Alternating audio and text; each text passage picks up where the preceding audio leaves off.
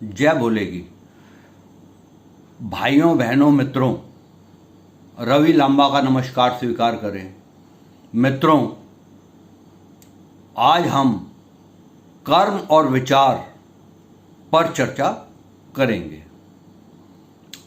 भाइयों, मस्तिष्क जो सा हमारा है वो एक खेत के समान है। जैसा बीज यानी जैसे विचार उसके अंदर आएंगे वैसी ही उपज यानी फसल उसी तरीके से कर्मों के रूप में आ जाएगी। इसलिए सबसे पहले अगर हमें गलत कर्मों का त्याग करना है तो हमें गंदे विचारों को त्यागना जरूरी हो जाता है। इसलिए हम क्या करें कि वो जौन सा है हमारे मस्तिष्क में बुरे विचार ना आए,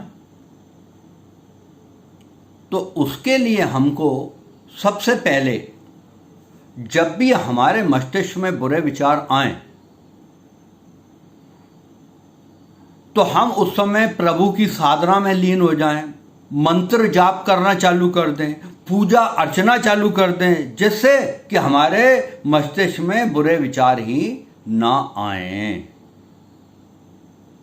उसकी उत्पत्ति ही नहीं होगी। क्यों? क्योंकि हमने रोक लगा दी है। दूसरा, हमें यह देखना है कि क्या हमारी जिस संगत में हम हैं कहीं वहीं से आगमन तो नहीं हो रहा है बुरे विचारों का। तो हम जौन सा है अपनी संगत को बदलने अच्छी संगत में आ जाएं, बुरे विचारों की उत्पत्ति ही बंद हो जाएगी वहां पे। तो इसलिए बुरे विचार की उत्पत्ति ना हो, इसलिए हमें संगत ही अच्छी करनी पड़ेगी। बुरे विचारों वाला व्यक्ति हमेशा ये कोशिश करता है कि मैं जौन सा है बुरे विचार अब नहीं लाऊंगा। लेकिन जैसे कि शराब पीने वाला, तंबाकू खाने वाला व्यक्ति ये सोचता है कि भाई अब कल से मैं जौन सा ये शराब पीना या तंबाकू खाना छोड़ दूंगा, लेकिन वो सफल नहीं हो पाता है, छोड़ नहीं पाता है।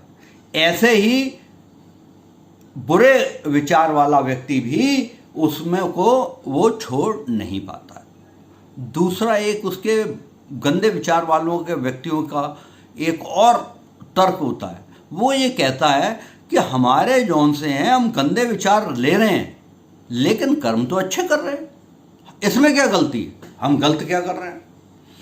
गलती उसकी ये है कि गंदे विचारों का रस भी वो पी रहा है और कर्म अच्छे कर रहा है, यानी कि दो नावों के ऊपर सवार है।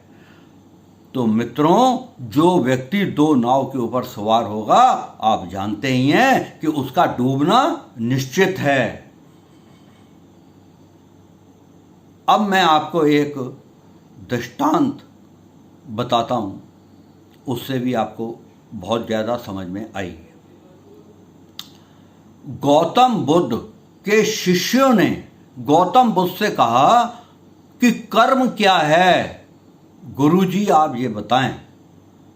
तब जौन सा है गौतम बुद्ध ने उनको बताया, शिष्यों को, कि एक राजा हाथी पे सवार था और राज्य का भ्रमण करने के लिए निकला हुआ था।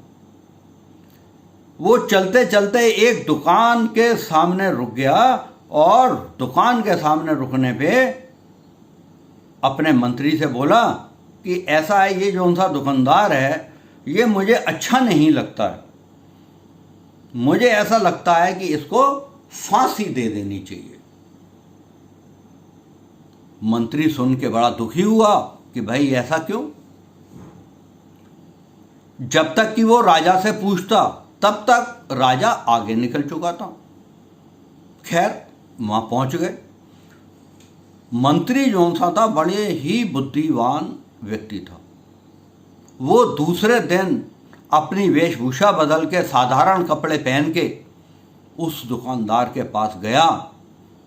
दुकानदार जौन सा था चंदन की लकड़ी का व्यापारी था। पूछने लगा कि भाई व्यापार कैसा चल रहा है।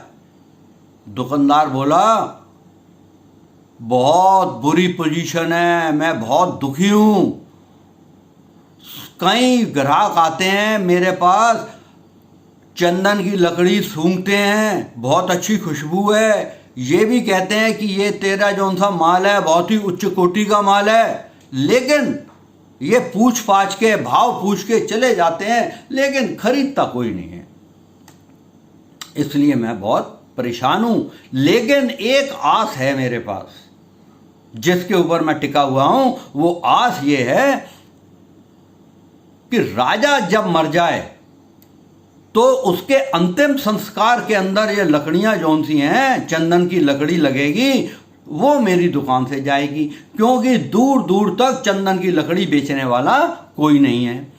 तो मैं इसी आस के अंदर बैठा हूं। मंत्री समझ गया कि जो इसके नकारात्मक जौन से सोच चल रही है, उसी की तरंगें जौन सी हैं वो राजा के दिमाग को प्रभावित कर रही हैं।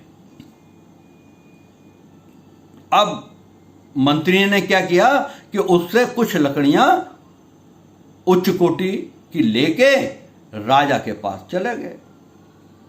कहने लगे, राजा कि ये उस दुकानदार जहां पे आप कह रहे थे, उसने आपको ये भेंट दिए। तो राजा बड़ा खुश हुआ कि यार वो तो बड़ा अच्छा आदमी लग रहा है मुझे। उसने देखा खोल के पैकेट, तो उसने देखा कि ये तो बहुत ही उच्च क्वालिटी की जौन सी हैं वो हैं लकड़ियां। कहने लगा कि यार मैं तो बेकार में ही सोचता था कि इसे फांसी दे दी जाए, लेकिन ये आदमी तो बड़ा अच्छा निकला, बहुत अच्छा आदमी है। उसका दिमाग चेंज हुआ और उसने मंत्री को सोने की कुछ अशर्फियां दी, सिक्के दिए और ये कहा कि जाके उस दुकानदार को आप मेरी तरफ से दे देना। अब वो जौन सा है मंत्री उसके पास गया, ये कहने लगा ये राजा ने आपके लिए सिक्के सोने के भिजवाए हैं। जब उसने सोने के सिक्के देखे तो उसने जौन सा है दुकानदार ने सोचा, अरे ये तो बड़ा ही मूल्यवान, मतलब सोने के सिक्के इतने हैं, इससे तो मेरी पूरी गरीबी दूर हो जाएगी। यार ये तो जौन सा है राजा तो बहुत अच्छा दयालु आदमी है, और मैं बेकार में ही अपने पास इसके प्रति जौन सा है गलत धारणा कर रहा था कि ये ऐसा है वैसा है और ये मर जाए। तो इस तरीके से जौन सा है दोनों के विचारों में फर्क आ गया। भाइयों, अगर हमारे पास हम किसी के प्रति नकारात्मक रखते हैं, क्या नाम है, अगर हम नकारात्मक उसके प्रति कोई किसी भी व्यक्ति के प्रति उसकी सोच रखते हैं तो वो नकारात्मक ही हमारे पास लौट के आती है। अगर हम पॉजिटिव सोचते हैं तो सामने वाला भी हमें पॉजिटिव ही समझता है। इसलिए किसी के प्रति नकारात्मक दृष्टि मत रखो, सोच मत रखो। अब जौन सा है गौतम बुद्ध ने अपने उनसे शिष्यों से पूछा कि अब बताओ कि कर्म क्या है, क्या समझ में आया। तो उनके शिष्यों ने ये कहा कि व्यक्ति के शब्द, व्यक्ति की भावनाएं, व्यक्ति की गतिविधियां जो भी हैं, कुल मिला के व्यक्ति के विचार ही कर्म हैं। यानी कि कर्म का जो आधार है वो ही विचार है। कर्म का जो बेस आता है वो विचारों से ही पैदा होता है। तो भाइयों, अगर आपने मेरा चैनल सब्सक्राइब नहीं किया है तो आप जौन सा है चैनल सब्सक्राइब कर दें, जिससे कि नए वीडियो की जानकारी आपको सर्वप्रथम मिल सके। अगर आपको विषय अच्छा लगता है तो इसको लाइक जरूर करें और शेयर जरूर करें, जिससे कि आपके सगे संबंधी मित्र भी इसका फायदा उठा सके। और इसके अलावा अगर कोई भी आपको कोई कमेंट करना हो तो कमेंट बॉक्स के अंदर जाके आप कमेंट भी जरूर करें। जय भोले की।